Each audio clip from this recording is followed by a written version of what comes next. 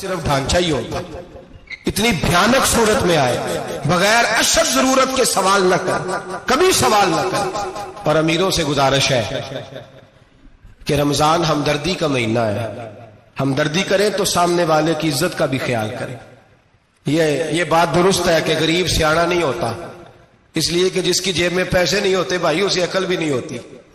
جس کے گھر کار نہیں ہوتی اسے چلانے کا طریقہ, جس کے گھر اوون نہیں ہوتا اسے چلانے کا طریقہ بھی نہیں آتا.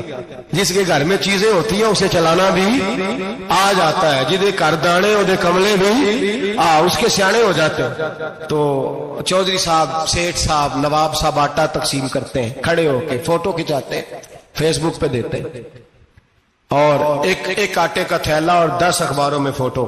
اللہ سے ڈریں, رمضان ہمدردی کا مہینہ, ہمدردی کا. غریب کو دیں تو اس کی عزت کو رسوا نہ کریں. میرے نبی پاک علیہ السلام کے صحابی حضرت عبداللہ ابن عمر رضی اللہ تعالیٰ عنہ ڈھونڈ کے لاتے تھے مسکینوں کو, ڈھونڈ کے, اور جب لاتے تھے تو اپنے دسترخوان پر بٹھا کر اپنے ساتھ افطاری کرایا کرتے. اور پھر فرمایا اللہ تعالیٰ نے لن تنالوا البر حتی تنفقوا مما تحبون, اللہ کے راستے میں وہ چیز دینی ہے جو تمہیں زیادہ پیاری ہو. کون سی چیز جو تمہیں, میں تھوڑا سا بے باک ہوں, بعض دوستوں کے ساتھ, سب کے ساتھ نہیں.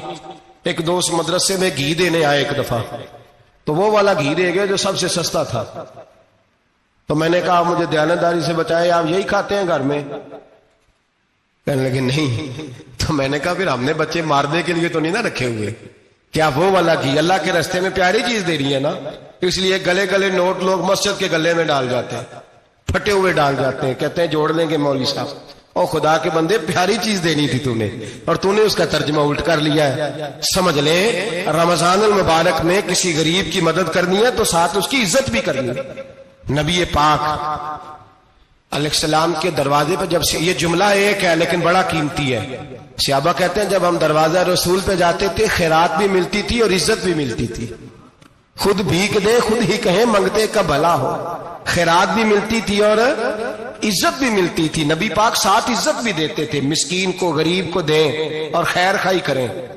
جوتے بیچنے والے جوتوں کے ریٹ سستے کریں, کپڑا بیچنے والے کپڑے کا ریٹ, درزی صاحب بھی ریٹ سستا کریں, دکاندار بھی چیزوں کا ریٹ, حکیم صاحب پیسے کم لیں, ڈاکٹر پیسے کم کریں, حکومت نرخوں میں کمی کرے, اور یہ کام اجتماعی طور پہ کرے. میرے نبی پاک نے فرمایا رمضان غمخواری کا مہینہ ہے, اس میں غمخواری کرنی ہے, دوسرے کا خیال کریں, احسار کریں, قربانی کریں. یہاں ہر چیز کا ریٹ بڑھ جاتا ہے رمضان شریف میں. ہر آدمی کہتا ہے میرا سیزن آ گیا ہے, توجہ بڑھائیں, خیال کریں, غمخواری کا مہینہ ہے. اور پھر آپ لوگوں سے یہ بھی گزارش ہے کہ رمضان المبارک کا جب مہینہ آئے تو جس آدمی کے ساتھ نیکی کرنی ہے وقت پہ کریں. کسی غریب کو پیسے دینے ہیں, کپڑے دینے ہیں تو یکم رمضان کو دیں. میں اکثر دوستوں سے پوچھتا ہوں, میں کہتا ہوں قاری صاحب نو جوڑا کدو دیندے ہو؟ کہندے 27 والے دن. میں کہ مینوں لگ گئی سمجھ, تہاڈی سازش ہے کدھر سواں کے پا نہ لوے. ایویں مولوی چودھری صاحب دے نال دے کپڑے پا لے تے کتے لکھیا ہے اینو دینا 27. تسی دسو 27 والے دن کو درزی سی کے دیندا ہے, اونوں 3 گنا بھی پیسے دئیے تے کہندا جڑے باقی نے انہاں دے نہیں بٹن پہ لگ دے میرے کولوں, کتھوں جوڑا سی کے. تو کس دن دیتے ہو قاری صاحب کو؟ کیا مقصد ہے؟ پہننے کے لیے دے رہے ہو یا اس لیے دے رہے ہو کہ نہ پہن سکے؟ تو بھائی آپ جب کسی کو کوئی چیز دیں گے تو کب دیں گے؟ جب وہ استعمال کر سکے. غریب کو لوگ فطرانہ دینے جاتے ہیں عید سے ایک دن پہلے, تو کیا کرے گا اس کا؟ وہ نہ تو کپڑے خرید سکا نہ روٹی لا سکا, بلکہ میرے حضرت صاحب فرماتے ہیں رمضان سے پہلے دے دو. رمضان کی نیت کر کے رمضان سے 1-2 دن پہلے دے دو, اللہ رمضان جتنا ثواب ہی عطا فرمائے گا. رمضان سے پہلے دو جس کو کچھ ہے دن, قبل از وقت تیاری کر. اور میرے قبلہ صاحب فرمایا کرتے اپنے کپڑے بعد میں, غریب کے بچوں کے کپڑے پہلے, اپنے گھر کی ضروریات بعد میں, غریبوں کی ضروریات. اس لیے کہ اللہ پاک نے ان کا رزق بھی ہمارے گھر بھیج دیا. ہماری ڈیوٹی لگائی ہے کہ تم نے بانٹنا, بانٹنے والے بنو. اور یہ ذہن بنائے کہ پتہ نہیں کس کا حصہ تھا جو اللہ نے میرے گھر بھیجا, یہ ذہن بنا کے بانٹ. اور جس کو دینے جائیں, ہاں آپ کو اجازت ہے تھوڑا بہت پتا کرنے کی, لیکن تھوڑا بہت تفتیش کرنے کی اجازت, بال کی کھال اتارنے کی اجازت. میں نے دیکھا ہے لوگ غریبوں کا انٹرویو لیتے ہیں, تیرا تو فلانا کمانے والا نہیں, تیرا تو فلاں بچہ, او بھائی بہت سارے غریب ایسے ہیں, بڑے ہیں جو کمانے کی کوشش کرتے ہیں لیکن ان کا سبب نہیں بنتا. ہاں ہے ایسے لوگ جو سعودی عرب چلے گئے ہیں, کہتے ہیں تیرا تو فلاں باہر نہیں گیا ہے, گیا ہے, لیکن سارے سعودی عرب جانے والے بھی مال کمانے کی طاقت نہیں رکھتے. کئی وہاں بھی بیٹھ کے بیچارے قرضوں میں الجھے ہوئے ہیں, وہاں والوں کے ظلم کا شکار ہے, بہت ساری آزمائشوں میں. تو تفتیش کرتا ہے. میرے امام شافعی کا ایک جملہ اگر آپ کو یاد رہ گیا تو بات بن جائے گی. امام شافعی رحمت اللہ, بلکہ حضرت غوث اعظم جیلانی کے پاس وہ بات آپ کو زیادہ فائدہ دے گی. حضرت غوث اعظم جیلانی کو ان کا ایک مرید سمجھانے لگ گیا, کہنے لگا حضرت جی آپ سب کو ہی دیتے رہتے ہیں, ہر بندہ مستحق نہیں ہوتا, ذرا ٹٹول کے دیا کریں.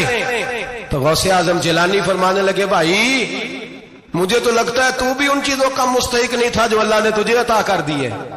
پہلے تو بتا تو مستحق تھا, تجھے اپنی حیثیت اوقات کا پتہ ہے جو اللہ نے تجھے دے دی ہے؟ طاقت تھی, کوالٹی تھی, تیرے اندر وہ صلاحیت تھی. رب نے تو نہیں تیری تفتیش کی کہ تو قابل ہے کہ نہیں, تو اللہ کے بندوں کی تفتیش کرتا پڑتا ہے. امام شافعی فرمایا کرتے, امام شافعی فرماتے رب تجھے پرکھ کے نہیں دیتا, ٹٹول کے نہیں دیتا, رسوا کر کے نہیں دیتا, تو غریبوں کے ساتھ یہ سارا ظلم کیوں کرتا ہے؟